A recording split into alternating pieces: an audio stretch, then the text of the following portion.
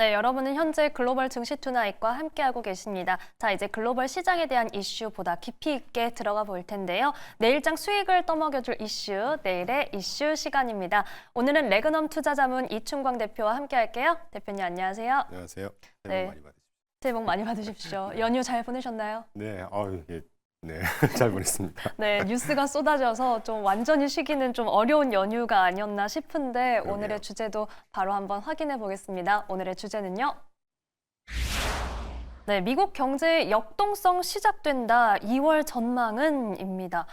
참 시간이 빠릅니다. 벌써 2025년 1월의 마지막 날인데 오늘 우선 작금의 이슈들부터 좀 짚어봐야 될 것 같아요. 네. 지금 가장 많이들 궁금해하시는 거는 이 딥시크가 정말 미국의 기술 패권을 위협할 존재인 거야? 약간 이런 질문들 많이 하시는 것 같거든요. 어떻게 보세요? 시장은 늘 말도 많고 탈도 많은데 정말 우리한테 힘들게 하는 거는 투자자들이 그걸 바라보고 과대 해석하고 또는 과소 해석하는 게 문제라고 봐요. 네. 거시 지표도 마찬가지고 이따가 언급될 물가도 마찬가지지만 이번에 딥식은 저 같은 경우 이제 좀 큰 그림을 본다고 말씀을 드렸는데 제 생각을 이것저것 말씀드리는 것보다 1월 29일 날 브렛 거스너라고 하는 그 알티미터의 이제 CEO신데 이분이 미국에서 굉장히 유명하신 분이세요. 기술주 초기 투자를 해서 그분의 어떤 기술주에 대한 인사이트를 널리 정평이 나 있으신 분이십니다.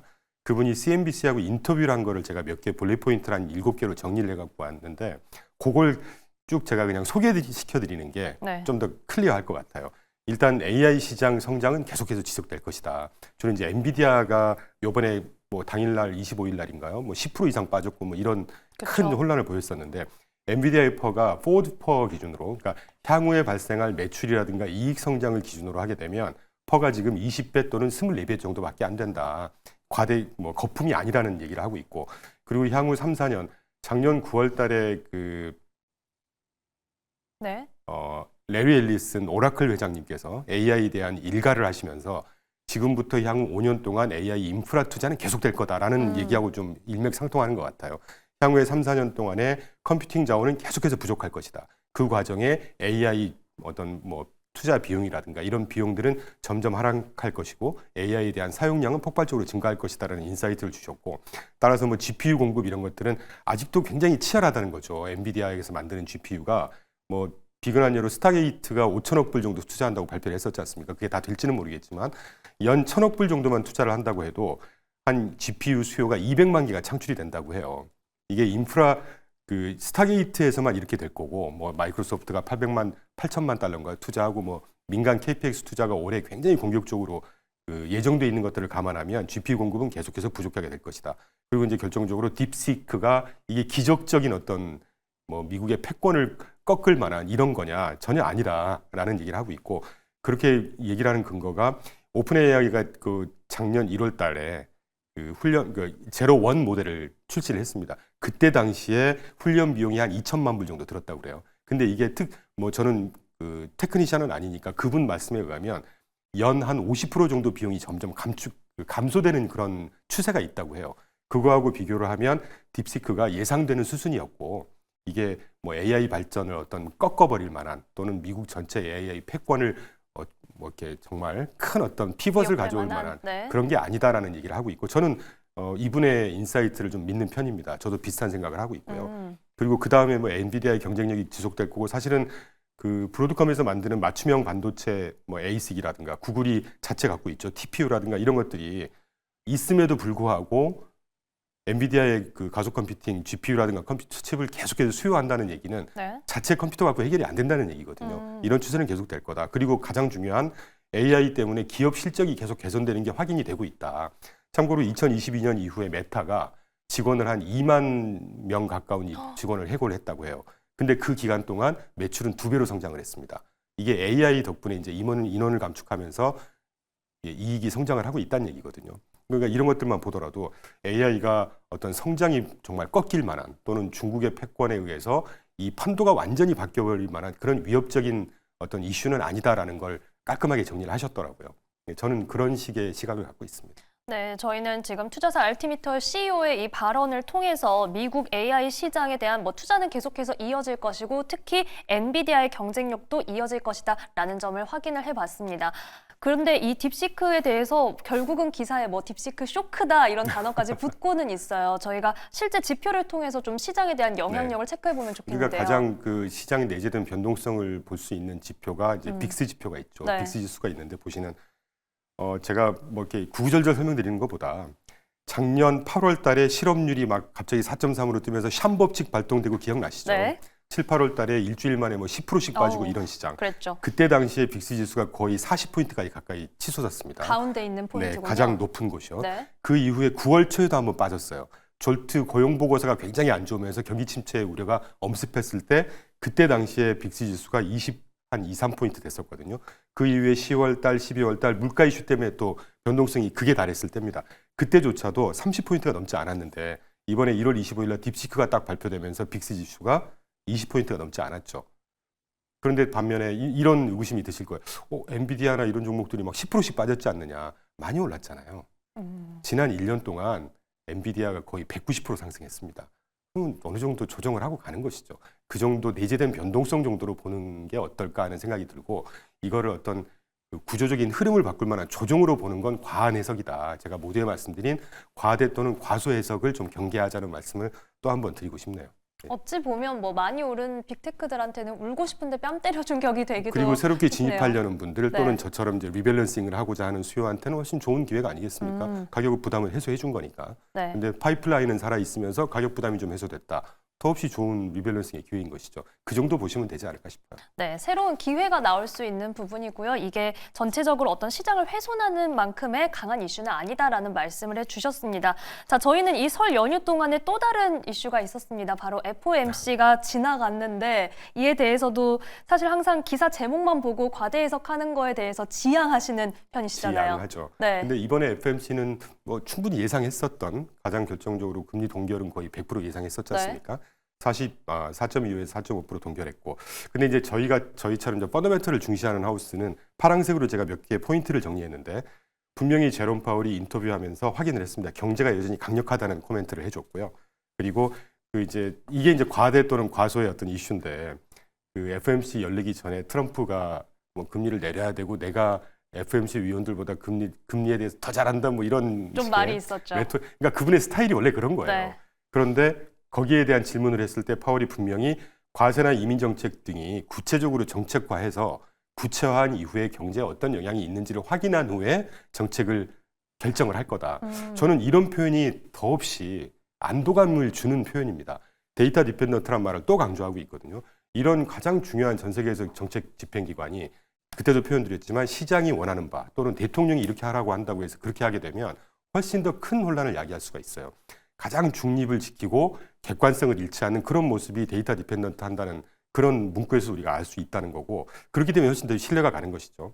그리고 이제 그 시장에서 조금 과대 해석한 거는 옆에 그 스테이트먼트 원문을 제가 갖고 왔는데 빨간색 글씨로 inflation has made progress 뭐 이런 식으로 원래 이런 문구가 있었단 말이죠. 2% 타겟으로 가는 인플레이션이 잘 진행 중이야라는 문구를 없앴습니다 이번에.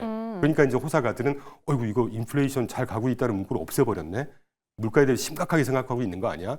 이러면서 이제 그 요거 확인을 딱 하는 순간에 금리가 또 확 떴었단 말이에요. 그런데 인터뷰할 때 이거 단순히 문구 조정이야. 사실은 작년 내내 그 이 빨간색 문구가 똑같이 유지가 됐었거든요. 단순히 그냥 뭐 랭귀지 클린업이라는 표현을 쓰면서 문구 조정이라는 말을 딱 들으면서 시장은 또 금리가 다시 안정화되면서 안정됐던 뭐 이런 것들. 그리고 이제 마지막으로 통화 정책은 지금 meaningfully restrictive하다. 이미 제약적인 걸 알고 있다. 이게 무슨 말이겠습니까? 이미 경제에 부담이 되는 수준으로 높다는 걸 알고 있기 때문에 데이터 디펜던트 할 거지만 그 우호적인 숫자가 나오면 언제든지 금리 내릴 거야. 이게 전반적으로 볼 때는 좀 중립적이면서도 나비시한 스탠스를 나타내줬다고 생각할 수가 있겠죠. 네, 결국은 다시 한번 이 데이터에 근거하겠다라는 부분에 강조를 했고 특히 물가 인식에 대한 우려를 불식시키는 발언도 함께 나왔습니다.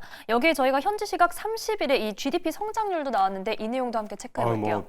이번에 GDP 성장률하고 이제 코어 PCE 오늘도 방금 발표됐습니다. 네. 그거 보면 제가 누차 말씀드리지만 미국 경제는 아주 그 헬시한 견조한 성장을 계속 거듭하고 있고 그리고 어찌 보면 좀 골디락스라는 확신이 조금 더 듭니다. 네. 그래프에서 보시는 건 간단히 넘어가죠. 분기 GDP 성장률, 4분기 GDP 성장률이 2.3%가 나왔어요. 어떤 호사가분들은 이게 지난 분기가 3.1이었는데 많이 떨어진 거 아니냐 이렇게 우려하실 수가 있겠지만 지난해 1, 4분기 때부터 1.6, 3.0, 3.1, 2.3입니다. 이렇게 해서 풀이어로 2024년도 한 해 전체적으로 2.8% 상승했어요, GDP가. 미국 역사적으로 연간 GDP 성장률이 1.에서 1.8%가 보통 평균입니다. 그거에 비하면 굉장히 강한 성장을 하고 있다는 얘기고, 그 오른쪽 그래프의 바 차트로 이 2.3% GDP를 우리가 이제 경제학적으로 GDP 구성 항목을 보면 소비, 투자, 정부 지출, 수출 빼기 수입이잖아요. 그걸 이제 이 부문별로 얼마나 기여를 했는지를 보여드리는 거예요. 수치는 이 다음 페이지에 설명드리기로 하고, 컨슈머 스펜딩 소비 부분이 2.8%를 기여했습니다. 미국 GDP가 지금 30조 정도 중에 소비가 차지하는 비중이 70% 정도 될 만큼 소비 주도형 국가입니다. 소비가 이렇게 기여했고 굉장히 센 성장을 하고 있다는 얘기는 미국 경제 성장 아주 탄력적으로 지속되고 있다. 다만 하나 조금 신경 쓰였던 게 가장 오른쪽에 인베스트먼트에서 민간 투자 부분이 마이너스 1% 성장을 했어요. 네. 많이 줄었죠. 그런데 이것도 우려하기보다는 이게 이제 작년 4분기의 수치잖아요. 그러면 겨울이고 가장 중요한 작년 11월 5일 날 미국 대선이 있었죠. 그러니까 우리나라 기업들도 뭐 사실 우리나라 언급하고 싶진 않지만 이제 좀 정치적으로 불안하고 이러면 투자도 좀 딜레이 시키고 좀 상황 보면서 그쵸. 하자. 네. 이런 것들이 영향을 미쳤고 가장 결정적으로는 보잉이 이 경제적인 어떤 파급 효과가 상당히 큽니다. 보잉이 계속 파업이었었잖아요. 그것들을 반영한다는 거, 그래서 일시적이다. 계절적인 그 요인으로 민간 투자가 좀 감소했다. 안도감을 시장에서는 찾았습니다. 연계해서 좀 설명드리면 방금 소비 강조드렸는데 네. 우리가 미국의 소비를 얘기할 때 그 소매 판매를 자꾸 봅니다. 중요하죠. 근데 미국 전체 소비의 한 3분의 1밖에 차지를 안 해요. 소매 판매, 리테일 세일즈라고 하는 거는. 여기서 보시는 퍼스널 컨섬션 익스펜디처라고 해서 개인 소비 지출이라는 게 굉장히 중요한 지표입니다. 저희가 보는. 이 개인 소비 지출이라는 거는 우리가 병원에 가서 진료비 계산해도 지출이고, 머리 깎을 때 미장원 가서 머리 비용 내는 것도 서비스 지출이란 말이죠. 이 개인 소비 지출은 이 물건 사는 지출뿐만이 아니라 서비스 지출까지 다 포함해서 미국 전체의 지출을 종합적으로 보여주는 지표예요. 그게 작년 1, 2, 3, 4분기에서 1.9, 2.8, 3.7, 4.15 성장했다는 건 굉장히 센 성장을 하는 겁니다. 그리고 또 하나는 이 Final Sales of Domestic Product이라고 그래서 국내 민간 구매자에 대한 최종 판매라고 하는 겁니다. 이게 네. 조금 생소하실 수는 있는데 이게 사실은 그 미국 소비의 기저적인 성장이 얼마나 꾸준하게 하고 있는지를 가장 잘 보여주는 지표, 하부 지표 중에 하나거든요. 이 지표가 작년 1, 2, 3, 4분기에 2%대부터 3%, 3.3%, 3.2% 성장하고 있다는 거니까 미국 소비는 여전히 세다는 거죠. 이러니까 미국 GDP 성장이 꾸준할 수밖에 없는 거 아닌가 하는 생각이 들고, 말씀 나온 김에 계속 설명을 좀 드려보면 어제 발표됐죠. 실업수당 청구에서 가장 중요한 노동시장 또 소비를 지지해주는 지표 아니겠습니까? 네. 주간으로 발표하는 목요일마다 발표하는 실업수당 청구 건수는 그 미국의 노동시장을 가장 실시간으로 제대로 잘 보여주는 지표입니다. 실업수당 청구 건수가 지지난주 20만 1000건인가에서 22만 3천 건으로 살짝 떴죠. 뭐 우려할 수준은 아니지만 다시 또 20만 7천 건으로 다시 떨어졌고, 제가 개인적으로 조금 우려해서 봤던 연속 실업수당 청구 건수입니다. 이게 2주 연속 이상 일자리를 못 찾는 사람들을 보여주는 건데 지난주에 190만 건으로 살짝 떴단 말이죠. 그런데 또 이게 185만 8천 건으로 다시 떴다. 그러니까 미국의 노동시장은 정말 더할 나위 없이 좋은 상황이다. 이렇기 때문에 소비가 센 것이고, 그래서 미국 경제가 탄탄하게 성장하는 것이고, 좀 확대해 보면 미국 기업의 실적이 뭐 탄탄한 그런 흐름을 계속 되는 게 아닌가 하는 생각을 하고 있는 것이죠. 네, 저희는 지금 4분기 민간 투자가 좀 위축됐던 거는 제한적, 굉장히 한시적인 이슈였고, 경제 성장의 비중이 높은 소비가 계속해서 견조하고 건강하다. 여기에 노동까지도 잘 체크를 해봤습니다. 그리고 어쨌든 1월에 가장 큰 이벤트는 이제 미국의 정권이 바뀐 거지 않습니까? 네. 저희가 트럼프 정부의 이 정책 추진 방향에 대해서도 좀 체크를 해볼게요. 트럼프 정책에 대해서 워낙 여기저기서 많이 언급을 하고 있으니까 제가 오늘 여러분께 조금 강조드리고 싶은 것은 네. 트럼프는 본인의 정치적인 수사 굉장히 극단적이고 예측 불가성이고 이런 식으로 이제 본인을 표현하는데, 실제 그 취임식 당일날 1월 20일 날 그 데이 원 행정명령 중에 파란색으로 제가 그려놓은 몇 개만 한번 보시죠. 연방 공무원 한 200만 명 정도 된다고 하거든요. 행정부 채용을 동결해 버렸습니다.